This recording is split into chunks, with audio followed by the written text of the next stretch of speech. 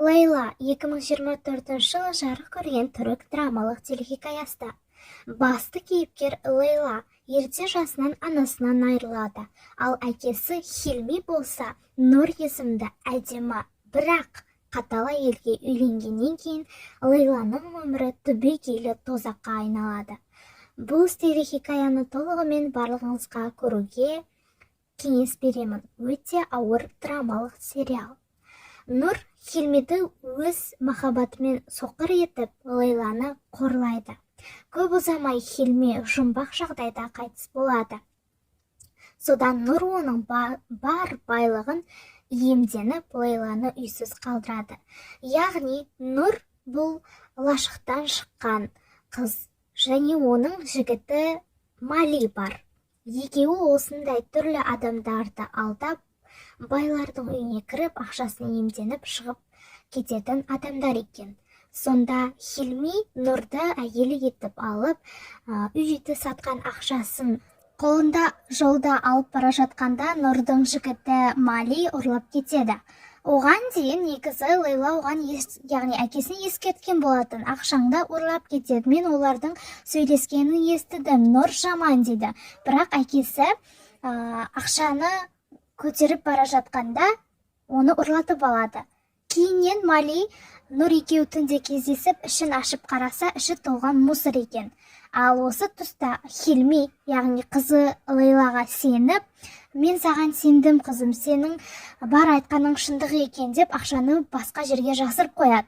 Содан Нұрдың артынан түнде аңдиды, ол Малимен кездескен еді. Мен сендерді полицияға ұстап беремін деп кетіп бара жатқан жерінен оны көлік қағып кетеді. Ол көлік қаққан адам Туфан деген жаңа кейіпкер.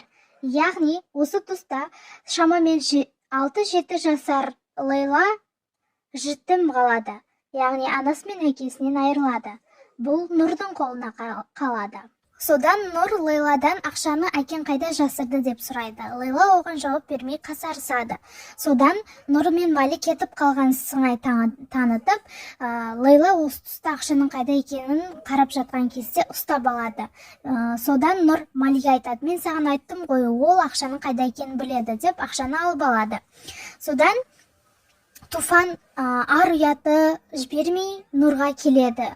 Содан олар жалпы Нұр Туфанды алдап оған тиіп алады. Және Мали Туфанның сіңлісі Фердан алады. Яғни олар отбасымен танысып, бірге тұрады. Осы тұста Нұр ауыр аяқ болатын Хилмиден. Яғни ол Туфанға ол сенің балаң деп соған тиіп алады.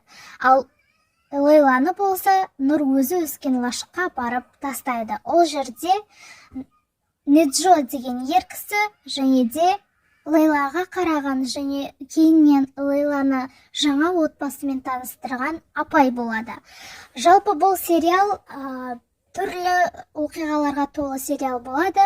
Лейла осы лашыққа келгенде түрлі қиындықтардан, түрлі Неджоның жазалауларынан өтеді.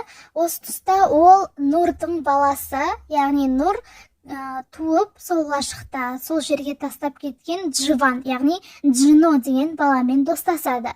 Екеуі бір-бірін ұнатады. Джино оған, яғни Лейлаға ерекше қарайды. Бірақ бұны естіген Нұр Лейламен араласып жатқан баласын құрту мақсатында ол жерге қайта-қайта келеді. Осы тұста түрлі оқиғалар орын алады. Жалпы Лейла кейін бірнеше жыл өткен соң бас аспаз болып Эла деген атпен, Эла Караджа деген атпен танылады. Және осы тұста бірнеше түрлі оқиғалар дамитын болады. Яғни ол өмірінде қайтадан осы Нұр мен Туфанға, Джиноға келеді. Яғни бұл жерде түрлі оқиғалар орын алғанның бірі ол Нұр қайтадан өзінің баласы Джиноды лашықтан алып шығып Туфанмен бірге асырап алады. Бірақ Туфанның бұндай хабардан ешқандай хабар жоқ.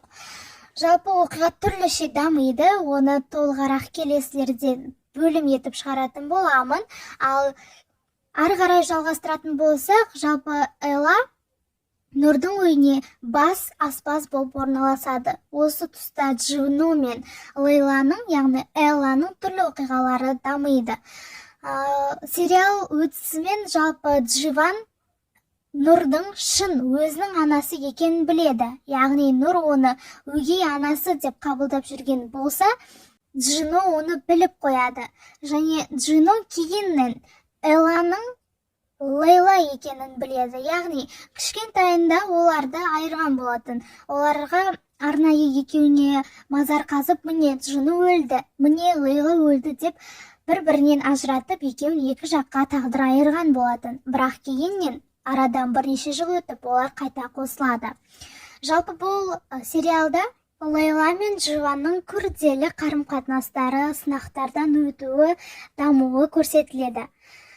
Сериал барысында Лейла өзінің сіңлісі бар екенін, яғни Дживанның сіңлісі Нұрдың қызы деп жүрген қыз Лейланың сіңлісі болып шығады. Яғни ол қалай байқалады десеңіз, Лейла сол қыздың қолының дірілін байқайды. Яғни осы симптом, осы ауру Хилмидің, яғни Лейланың әкесінде болғанын, және ол арқылы Лейла қыздың шашын алып ДНК істеп сіңлісі екенін біледі. Түрлі оқиғалар дамиды. Оны көру үшін подписаться батырмасын басып қойыңыз, бөлімдер шығарылады.